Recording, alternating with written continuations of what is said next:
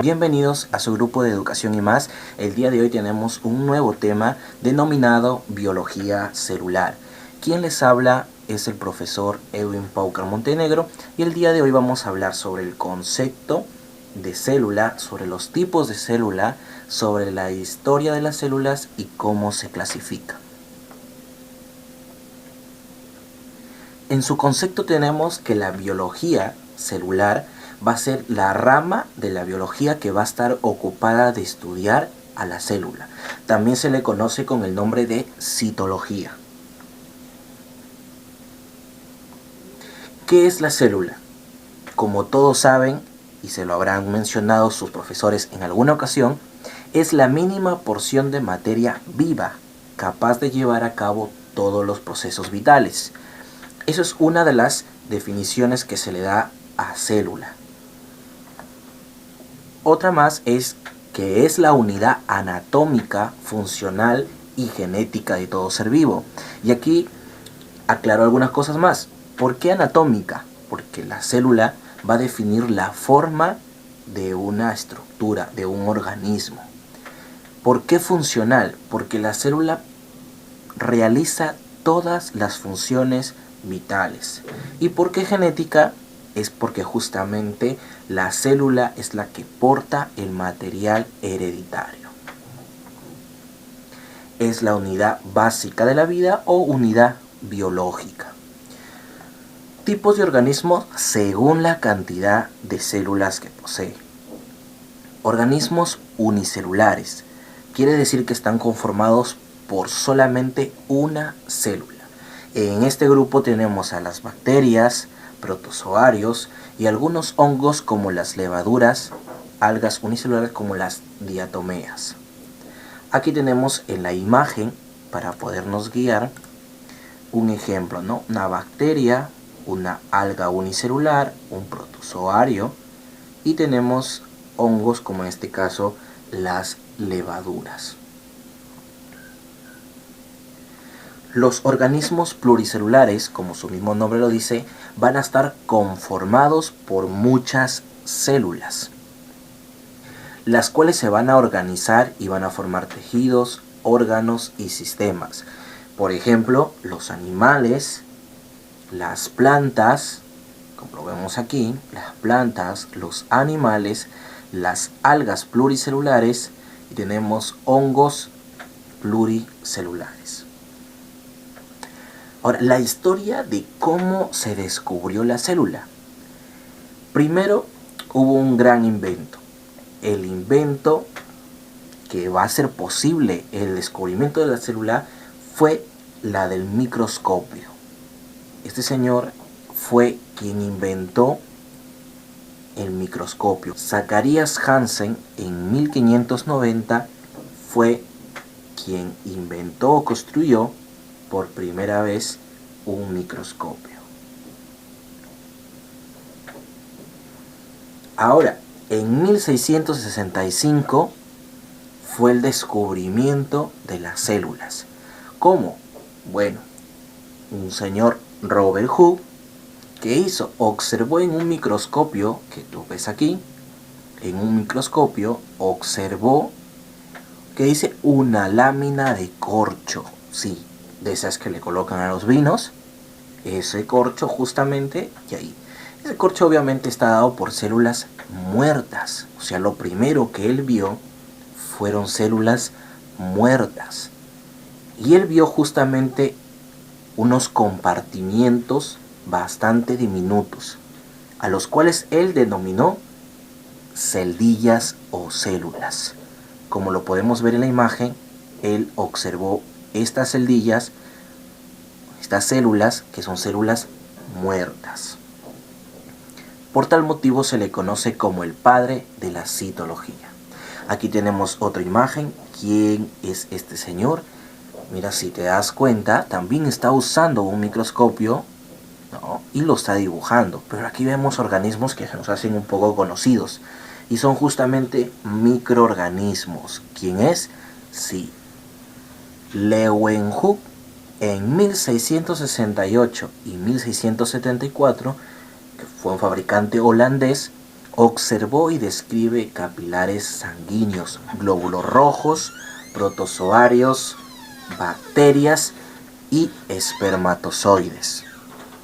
Leeuwenhoek es reconocido como el padre de la microbiología. Ahora, en 1831, Robert Brown descubre el núcleo de la célula. De aquí tenemos a Matthias Schleiden, Theodor Schwann y Rudolf Virchow. En 1838 y 1839, Matthias Schleiden y Theodor Schwann llegaron a la siguiente conclusión: todos los seres vivos, animales y plantas, están formados por células. A este nuevo conocimiento se le dio el nombre de la teoría celular. Pero la teoría celular también la podemos describir de la siguiente forma. A raíz del descubrimiento de la célula y del fundamento de la teoría celular, se afirma que la célula es la unidad anatómica y funcional y genética de todo ser vivo. Y solo se originan nuevas células a partir de otras ya existentes. Además, una célula puede ser suficiente para constituir un organismo.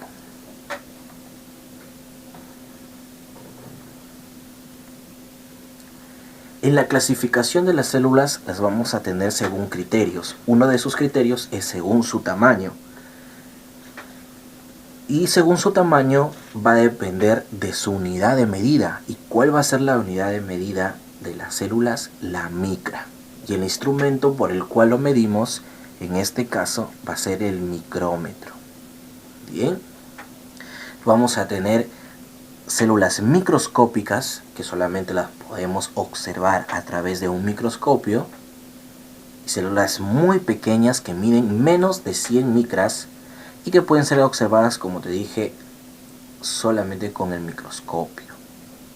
Aquí tenemos la célula humana, la mayoría de las bacterias, los micoplasmas.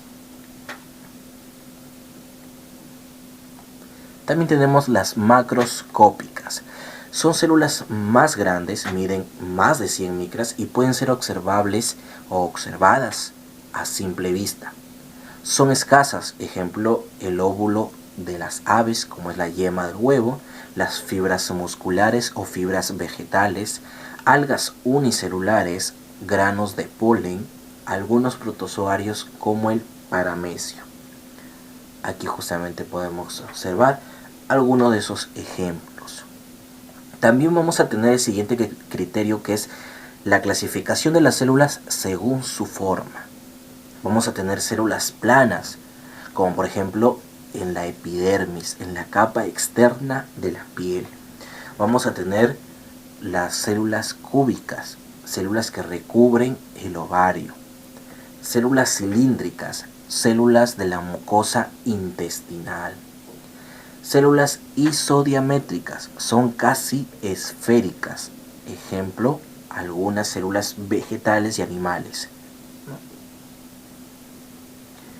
Aquí tenemos isodiamétricas, este es el ejemplo de cilíndricas que recubren justamente la mucosa intestinal. Y tenemos las cúbicas que están de esta forma, ¿no? Recubren el ovario, y las planas que son de la piel. Muy importante aquí que tanto las planas y las cúbicas, el núcleo se encuentra en medio, pero en las cilíndricas se encuentra en la base. También tenemos las poliédricas, la mayoría de las células vegetales, las bicóncavas, ejemplo los glóbulos rojos, las estrelladas y alargadas, como lo vamos a ver a continuación, ¿no? Poliédricas, ¿no? Que es forma de un poliedro. Tenemos las bicóncavas, como los glóbulos rojos. Si tú lo ves en su vista lateral, podrás identificar las dos concavidades, ¿no? Bicóncava. Estrelladas como la neurona. Tenemos las alargadas, ejemplo, las células musculares, las esféricas como el óvulo, las amorfas o irregulares como los macrófagos o amebas. Tenemos los filiformes como los espermatozoides. Aquí tenemos alargadas, una célula muscular, las esféricas, como el óvulo, las amorfas, como las amebas, y las filiformes, como los espermatozoides. Según su nutrición, vamos a tener autótrofas. Este término también bastante conocido por ti y significa que van a poder ellos mismos fabricar su propio alimento a través de un proceso, ¿no? Y justamente ese proceso es la fotosíntesis o la quimiosíntesis. En este caso tenemos algas, plantas, cianobacterias y algunas bacterias.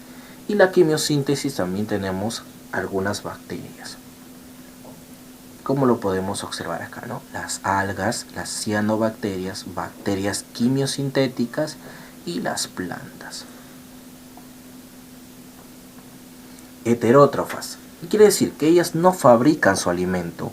Lo que tienen que hacer es conseguirlo y adquirirlo del medio que los rodea. Obtenerlo de esa manera para poder obtener energía y poder vivir. Aquí tenemos a la gran mayoría de las bacterias, a los protozoarios, a los hongos y a los animales, como lo podemos observar acá, ¿no? Protozoarios, hongos, animales y bacterias desintegradoras. Tenemos los mixótrafas. Si hablamos de mixótrafas, quiere decir que tienen una nutrición mixta, tanto autótrofa como heterótrofa. Tienen este doble comportamiento nutricional y tenemos al ejemplo más conocido, la Euglena viridis, que en algún momento se ha hablado sobre si es alga o protozoario.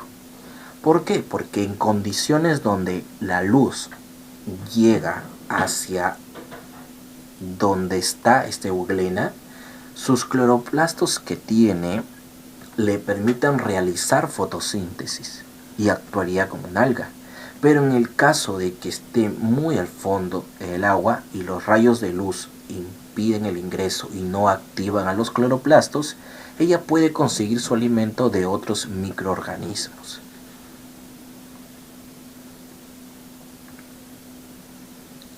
Según su evolución tenemos a las procariotas, que conocemos todos, son las células características de uno de los solo reinos, del reino de las arqueobacterias, de las eubacterias, ¿no? Aquí tenemos que son las células más primitivas, tienen una antigüedad de 3.500 millones de años. Su estructura es bastante simple y carecen de núcleo. Este tipo de célula está presente, como lo mencionaba, en arqueobacterias, bacterias y cianobacterias. En el caso de las eucariotas son un poco más evolucionadas y existen hace 1.000 millones de años aproximadamente. Su estructura, como le decimos, es mucho más evolucionada, por lo tanto presenta núcleo y presenta otras estructuras que lo vamos a estudiar en el tema de célula eucariota. Este tipo de célula está presente en animales, algas, hongos y protozoarios. Aquí podemos identificar que consta de un núcleo y otras estructuras celulares, a diferencia de la procariota, que él no tiene un núcleo definido y tiene diferentes estructuras celulares. Muchísimas gracias, eso ha sido todo por el tema de hoy.